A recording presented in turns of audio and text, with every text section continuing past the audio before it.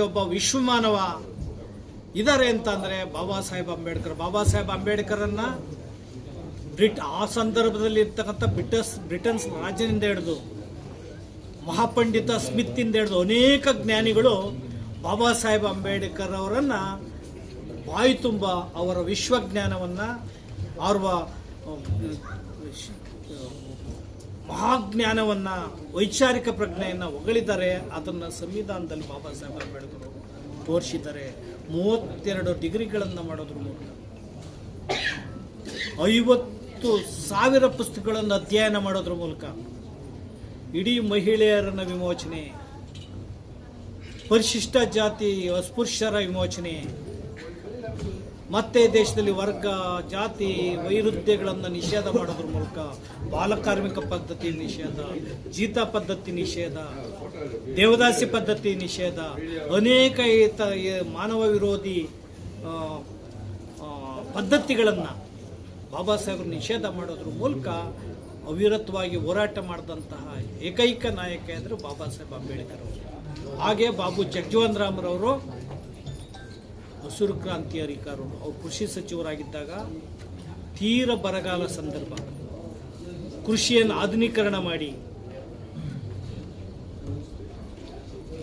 ಕೃಷಿನಲ್ಲಿ ಬದಲಾವಣೆಯನ್ನು ತರೋದು ಬಂದು ಆಹಾರ ಸುಧಾರಣೆಯನ್ನು ಮಾಡೋದ್ರ ಮೂಲಕ 5 ದಶಕಗಳ ಕಾಲ MLA MP ಸಚಿವರಾಗಿ ದೀರ್ಘಕಾಲ 30 ವರ್ಷಗಳ ಕಾಲ ಸಚಿವರಾಗಿ ಸೇವೆ ಮಾಡಿದಂಥ ವಿಶ್ವ ದಾಖಲಾರ್ಹ ಅಂದರೆ ಜಗಜೀವನ್ ರಾಮ್ರವರು.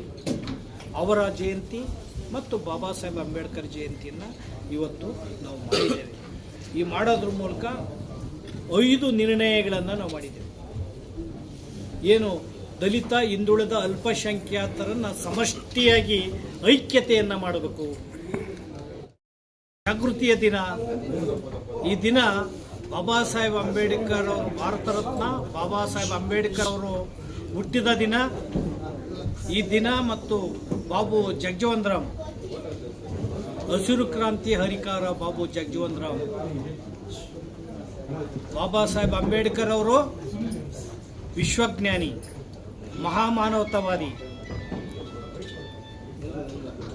ಸಕಲ ಜೀವರಾಶಿಗಳಿಗೂ ಜೀವಪರವಾಗಿ ಹೋರಾಟವನ್ನು ಅವಿರತವಾಗಿ ಮಾಡಿದಂಥ ಏಕೈಕ ವಿಶ್ವಮಾನವ ಅಂತ ಇದ್ರೆ ಬಾಬಾ ಸಾಹೇಬ್ ಅಂಬೇಡ್ಕರ್. ಇಂದು ಇಡೀ ದೇಶಕ್ಕೆ ಬೆಳಕು ಬಂದಂಥ ದಿನ.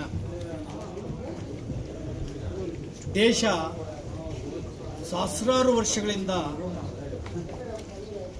ಮೂಢನಂಬಿಕೆ, ಕಂದಾಚಾರ, ಜಾತಿ, ಅಸ್ಪೃಶ್ಯತಾಚರಣೆ, ಮಹಿಳಾ ಅಸಮಾನತೆಯ ಕಂದಾಚಾರದ ಕತ್ತಲಲ್ಲಿ ಮುಳುಗೋಗಿತ್ತು. ಈ ಕತ್ತಲಲ್ಲಿ ಮುಳುಗೋದಂಥ ದೇಶವನ್ನು ಬಾಬಾ ಸಾಹೇಬ್ ಅಂಬೇಡ್ಕರ್ ಅವರು